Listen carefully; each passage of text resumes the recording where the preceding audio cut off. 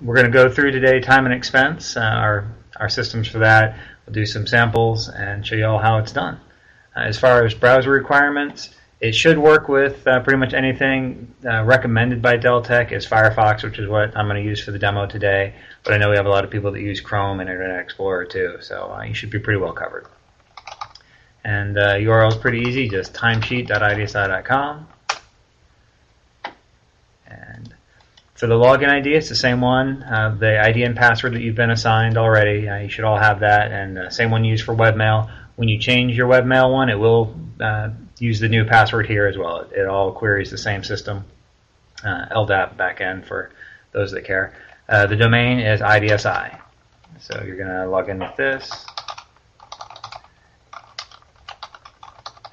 And because it uses that LDAP background, there's this change password button. If you try to use that, it'll tell you can't do it. You need to change your password through webmail. Dell Tech can't do that. And you can either click login or hit enter. And all right. So you're going to get dropped into what they call your desktop. And this is relatively customizable. You can edit the layout with the button here and decide maybe you don't want to see some of these things. All right, so and you can customize the number, and it's pretty straightforward. You might see some things. If you want to move it from left to right, you just you can remove it from here, and then move it to the left panel. It's a little cumbersome in that regard. You can't just say from this side to that side, but it's not too difficult. And customize the number that it shows to your liking, and then just hit OK. It'll rearrange it for you. One other thing before we start diving in that I would recommend, this settings button up here, this little wrench. If we go in here, you can set the default page and also turn on delegation if somebody needs to be doing your timesheet while you're gone. But you can set the default page when you go to time. When you click on time up here, it defaults to a splash screen, which isn't particularly useful. I like to set it to timesheet so that when I click on time, it's going to take me right into my current timesheet. I don't have to load up the timesheet either by clicking on the right one on the home page or the desktop, or by going into time and then going into timesheet, and just saves a little bit of time that way. You can do a similar thing with expense reports and have it jump right into an expense report for you, so you don't have to pick it from the menus. I would highly recommend that. And also if you want to, on general, you can tell it, instead of dropping you right in that desktop, you can also go right into a timesheet. So you don't even have to click on time. As soon as you log into the system, it'll take you right to your timesheet. That is an option if you choose to do that. All right. So we'll take you back here. So again, I can click on any one of these to go right into it or go into time. Oh, and this I will touch on this My Menu here real quick. This is one that lets you build in whatever system commands or system screens you want. You'll see as we go in these sections, there'll be a bunch of choices on the side, and you can add those right on here. So if you need to check somebody's, you have, oops, let me close Outlook. If you have somebody's timesheet that you have to check every day to make sure they filled it out, that's done by this daily floor check here.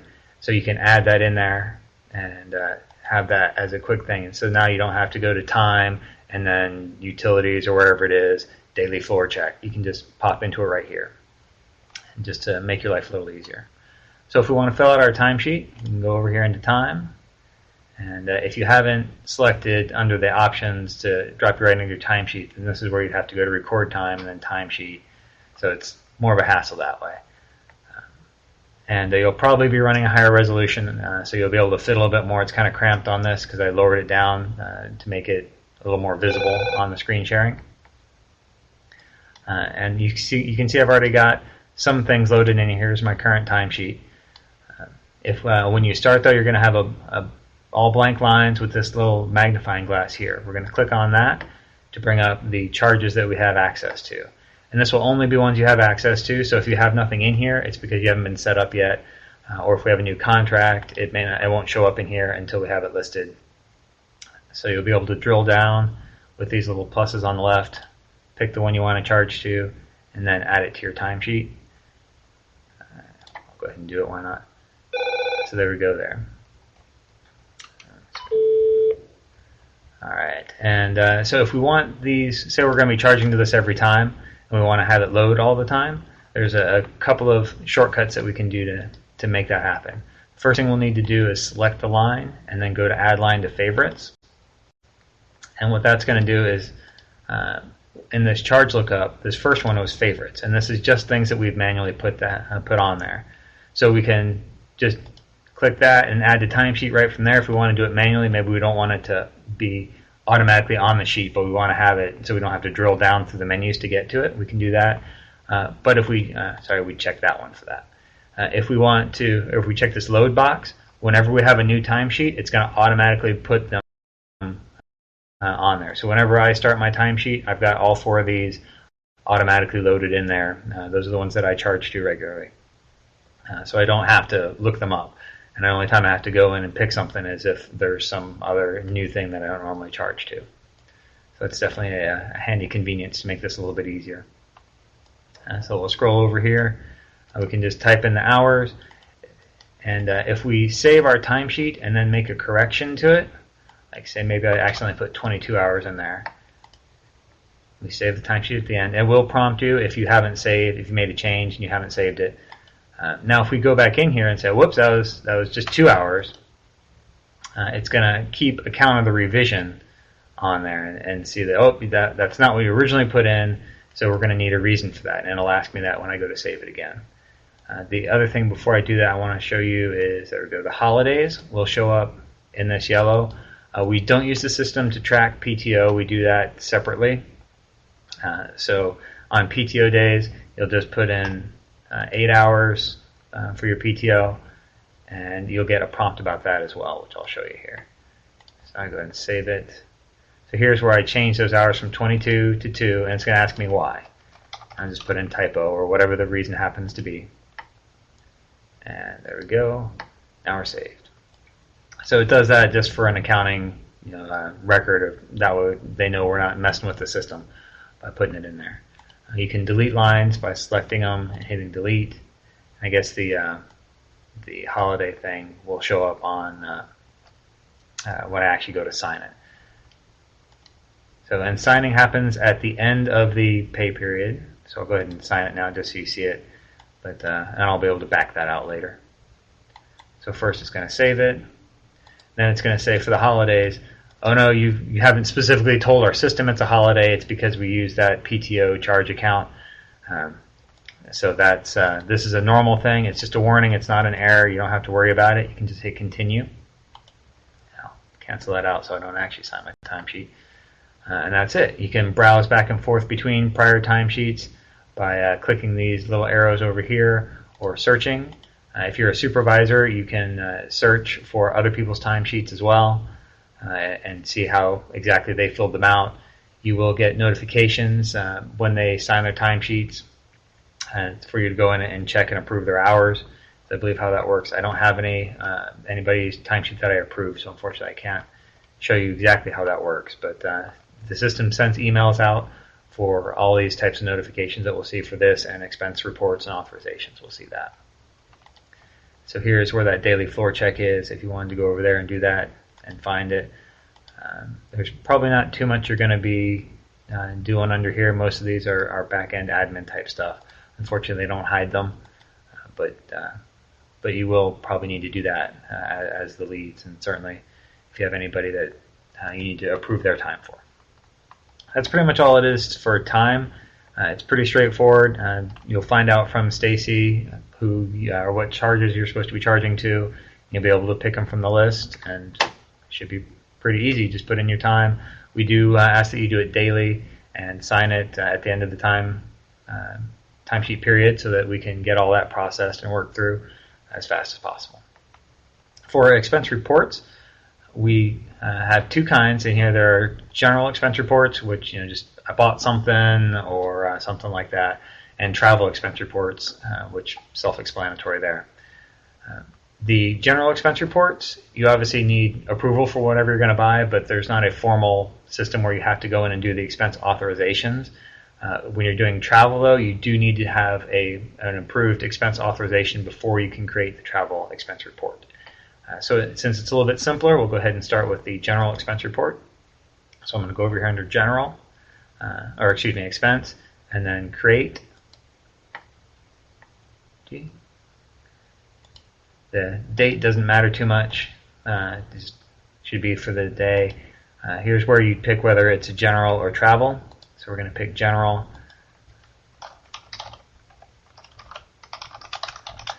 You do need to put in something for the purpose.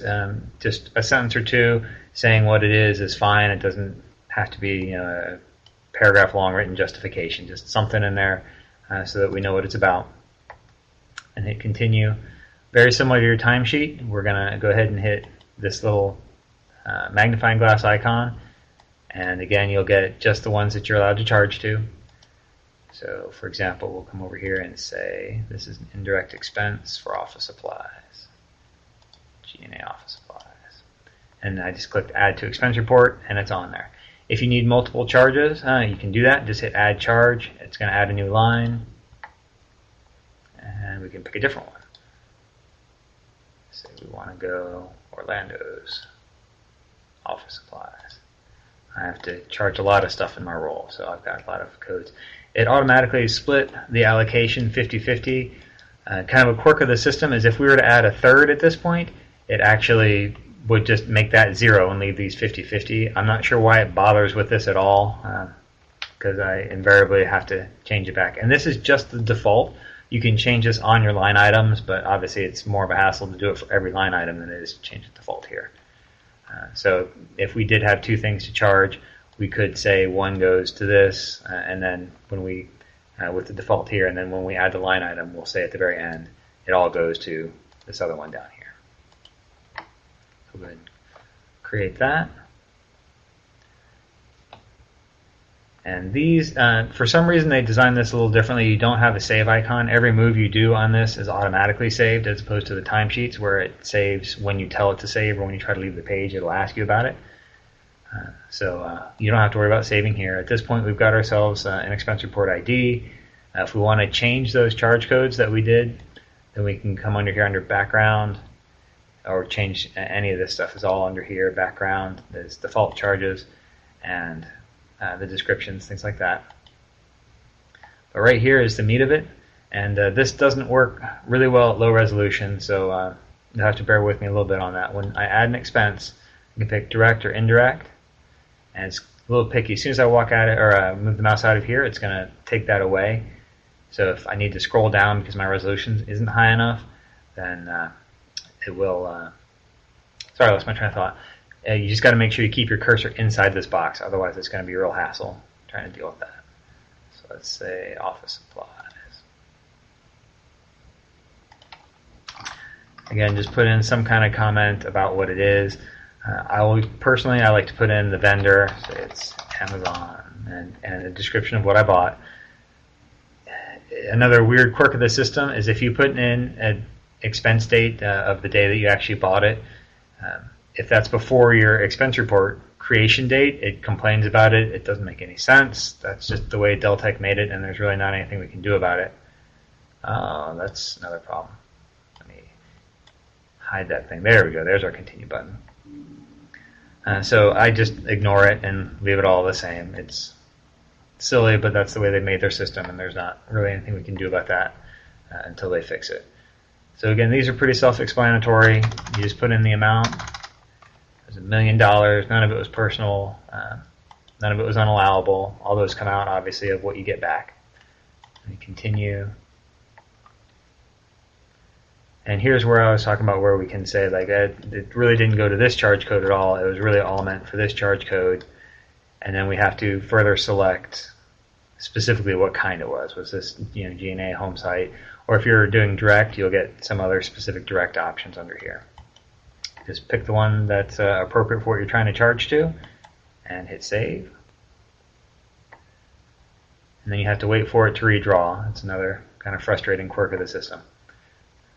There we go. So we could continue to add expenses this way, direct or indirect, and go on all through that process until we're all done. And then at that point, we're going to submit. I'll submit for $1 million, and hopefully I'll get reimbursed for it, but I'm not going to hold my breath. So it's going to ask for anything that requires a receipt. Certain things like mileage don't require receipts. You obviously don't get a receipt for driving your car. But if it's something that requires a receipt, it's going to ask you about it. And if you don't have a receipt, then you have to fill in an explanation as to why you don't have a receipt for it. But if you do, just check Have Receipt for each of your line items. Put in your password. And submit it. Alright. So at this point, it's going to prompt about the receipt traveler. And so this is what we put on the front of all our receipts when we submit it. It's got, well, we'll see what it has here. It's got a lot of basic information about the expense report that makes it a lot easier for us. It opened up over there. Let me pull it over here. So just have this as your first page. And I'm going to use PDF24 which is a free program, to put all these into a single PDF for submission to Carrie. You don't have to use that program, but anything that you can use to put them in there will make her life a lot easier. If you have any questions about that one, I have a whole other webinar on our YouTube channel talking just about PDF24 and how you can use that to manipulate and combine PDFs. So I'm going to go ahead and save this to the desktop.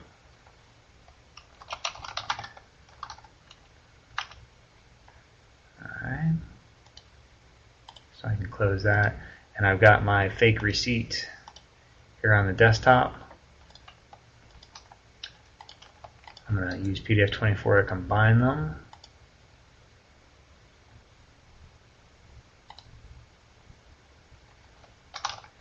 I usually use the ER number as the file name. I don't remember what it was, so just 1234.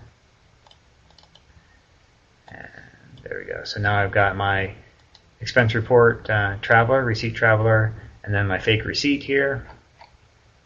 So I can now just email that into Carrie, or however you're normally going to submit it by email. But if you have to fax or something like that, you could obviously print and fax that or e-fax it. But email is generally what we prefer. So you just send that in, and your part for this is done. You can see the status is submitted. If you want to know where in the process it is, you can scroll down to the bottom, and there's this workflow status that you can open up. And I had left it open, which is why it's there. You'll see the next step in the process is the receipt imager, which means Carrie needs to attach the receipts to the expense report, and we're waiting on her. If you want to know who needs to do it, you can click on there. It'll show you whose job that is, so you know who to bug if something's not getting done. But they're pretty good about getting all that stuff done. And also, when you come back to this later, you'll be able to open this workflow status after she's attached the receipt, and there'll be an icon, this guy right here, this view attachment, where you can see the receipts that you've attached, or she's attached, that you submitted, if you ever need to get back to those for some reason. And so that'll go on through the process. People that need to approve it will approve it. They get emails about this all along the way, so they know when there's things they need to do. You'll get an email when it's done. When it's actually paid out, when the CFO comes in and he has to manually do it. So you'll see the payment before it shows up in here, because he has to come in and tell the system that he's done it. It doesn't actually directly link to the bank account.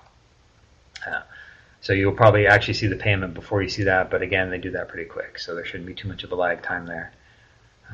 Similar thing, if you want to search for past expense reports, you can do that as well. The function itself is for yours. If you're supervisor over someone, you'll see that role up here, and then you can pick whatever criteria you want to filter by. Pretty self-explanatory. Hit execute, and open up whatever you want. Again, my resolution is a little bit low, which is why I have to keep scrolling here.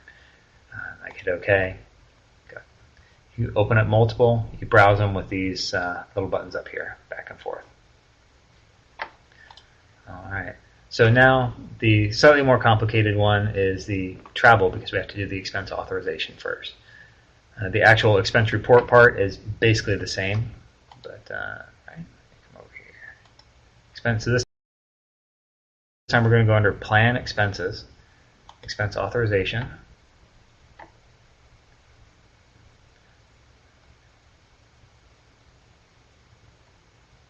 System's being a little bit slow. Everybody must be hitting it to put in their hours at the moment. It's not normally this slow. Oops, I was still working on my last thing I gave it to do. Alright, there we go. So we're going to create an authorization. And again, we only do these for travel. You don't need to do these for domestic. You just need to get supervisor approval, and that's it. So we'll say I'm domestic.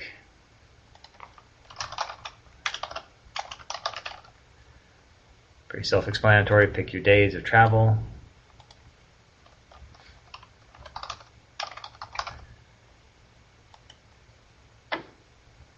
So the locations, excuse me. The locations are where you tell exactly where you're going, so it knows what to use for the per diem rates. So I've got a bunch of locations from our other offices that I travel to, and you can, once you put in a new location, it'll give you the option to save it, so you can use it for do a quick access here. Say I'm just going to Orlando, bang, I can do that. But if I go through the new location, it's pretty self-explanatory again. We're going to tell exactly where we are. It's based all on the CONUS government stuff. So, I don't know, we'll pick a place first and then name it. We'll say I'm going to Arkansas. And it's all done by county. I'm going to Arkansas City. Yeah, perfect. Okay, and this frequent location is what tells it to save it for future expense reports. If you're just going here the one time, you don't need to bother to check it. But if you are going there frequently, definitely check that so you don't have to go through this process every time. The per diem rates get updated when the government updates them. So if you find that they're not accurate, please by all means let us know, and we'll get them updated. But they should be updated as the government releases them, which I believe is annually. But it's our CFO, Dave Morris, who actually does that updating. And you can make comments on it if you want to specifically say where you're going, but you don't have to. This is all optional. All right. And now we're back to very similar to the expense report. We're going to add a charge. So we've got to say where we're going to charge our travel to. Centerville. Indirect travel for me. You guys will, I'm sure, be direct travel.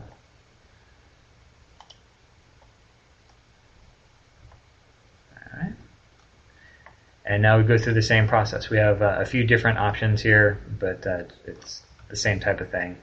Airfare, car rental, gasoline, things like per diem. Obviously, you won't need a receipt for that when you do your expense report.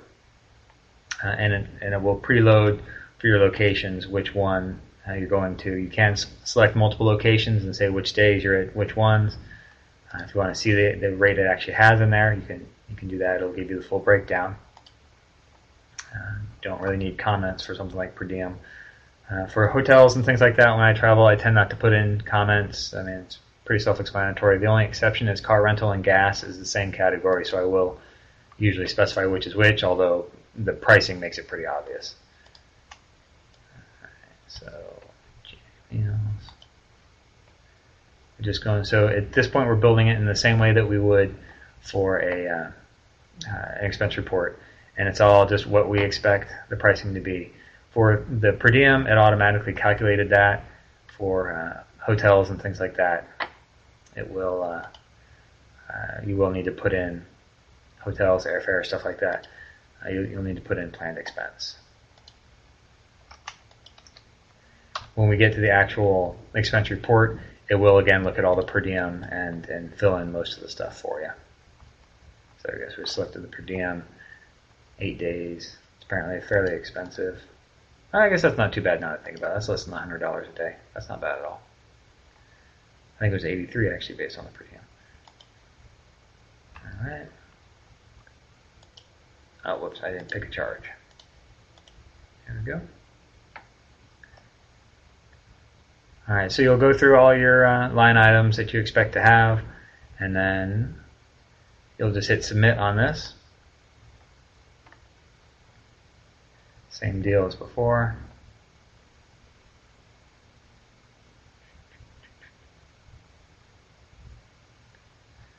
We don't do advances except in very special cases, so you're pretty much always going to want to say no to that.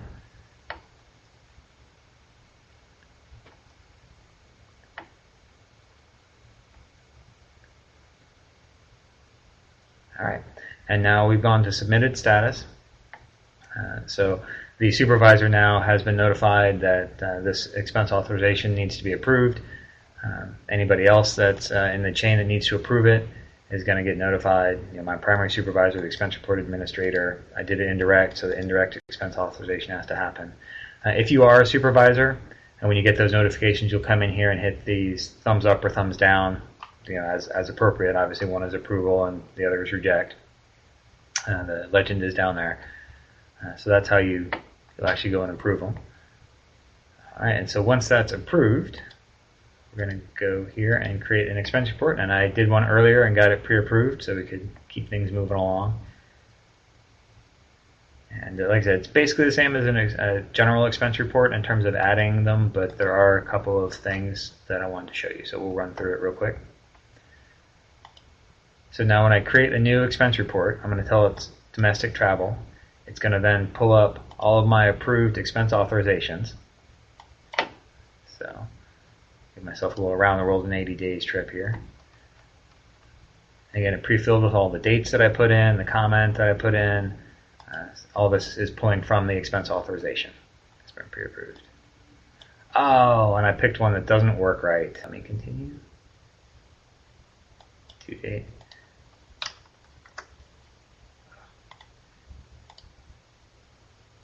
Hey, there we go. There we go. All right. Just set it all to today. My around the world in 80 days trip got shortened to a single day, there and back. What are you going to do? So similar thing is pulling all this again from the expense authorization. This is stuff I filled in when I created it, just like I showed you. The actual line items, it does not fill in. You get a blank one for all the line items. And so here we go. Now I'll show you some of the stuff I was talking about here.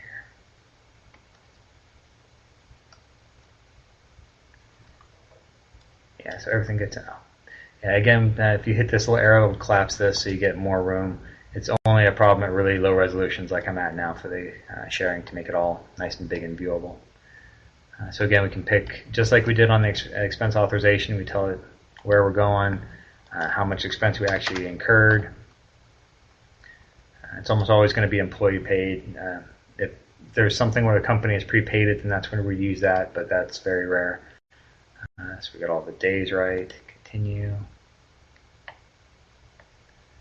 Alright. So I can't show you the multiple nights because I had to set it to just the one because of the way I incorrectly set up all my my authorization. But here's where we'd say, yeah, it was $50 for the room, and the tax rate was another $50. That's going to calculate to our total. We can say on here, check this as a copy this to the next night. If it's maybe you're over a weekend and the rates are different, copy it to the next night, or just copy to remaining nights. Everything that hasn't been filled in, it's going to do it. Recalculate. So clearly the per diem, the ceilings are based on the room rate and not the actual expense. They don't include the taxes in that. You will get warned if you're going too high, though. Click continue. Again, we just assign it and save. And we wait for it to rebuild itself. Okay. Yeah, airfare and car rental, gasoline, all those functions exactly like a general expense report where you just put in the actual amount that you had. Mileage, you put in the number of miles, and it'll calculate that based on the current government reimbursable rate. Per diem meals. Alright, so again, we give it our dates. And it's going to ask, you can just say select all if you're doing all of them, or say, hey, I left at noon, so I didn't need breakfast. If you want to go down there, calculate if you want to see, and there you go, $29. Continue through. So for the per diem, because we're doing it just through the per diem rates like this, you don't have to submit receipts for every individual meal or incidental expense. It's just for the large things that are listed in that drop down, your airfare, your your car, anything that's not covered under per diem. But yeah, we're not expecting meal receipts or anything like that.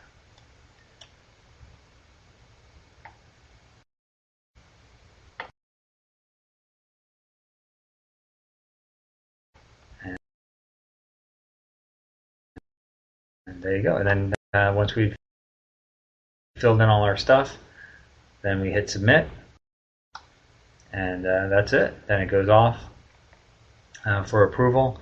It does ask us again to sign and put in the password to sign it, and tell it whether or not we have receipts. Per diem's not on there because you don't have receipts for per diem, just the hotel, and that's it. Were there any questions about how this works? Anything anybody wants to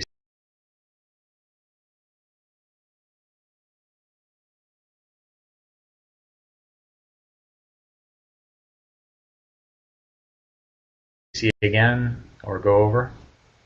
Anything I skipped? If you had muted your microphone before and you had a question, don't forget to unmute.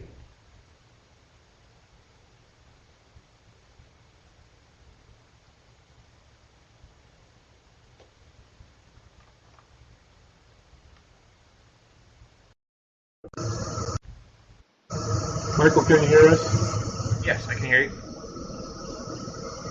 Yes, I can.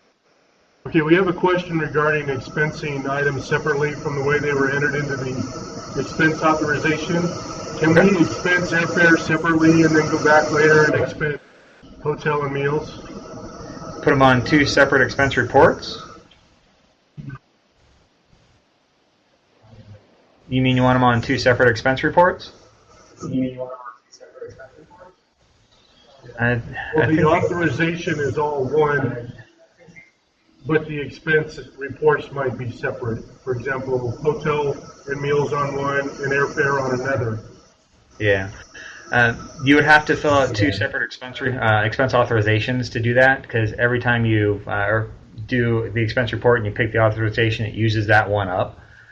So you could do it, but you would have to do two separate authorizations. I assume the reason for that is because they charge the airfare ahead of time as opposed to the hotel and all the other expenses that charge when you get there. Is that the motivation? Yeah, that's right. Yeah. Unfortunately, there's not a way to go around that. You're stuck with doing two expense authorizations, or hopefully the travel's not booked that far in advance. But if it is, or there's some other reason, then you can always talk with supervisor or Karen Morero, see if there's something that we can do to make that feasible. But two expense authorizations is the only way to do that. I suppose you could try doing it general but then again, general I think does not have general doesn't have airfare on it, so it probably wouldn't get coded right, I don't think. Oh, it does. Well, yeah, if you're having direct airfare, you may be able to do the airfare as a general. Michael? Yes. Oh, it does. Yes. We had done an expense authorization earlier today, and we noticed a per diem rate that was incorrect. How long before it gets updated? Like I said, we should update that as they come out. Dave Morris is the one in charge of that, so I'll make a note that he needs to update that. So we'll get that updated. If not today, if he's still working, because it's not that long of a process. Otherwise, we'll get that updated tomorrow. So what, for the record, so we can look it up, what was the incorrect per diem rate? For what place? It was Chester, Virginia. Chester, Virginia. Chester, Virginia? Okay. All right, I will make a note of that and let Dave know about that. All right, I will let Dave know about that. All right. Were there any other questions?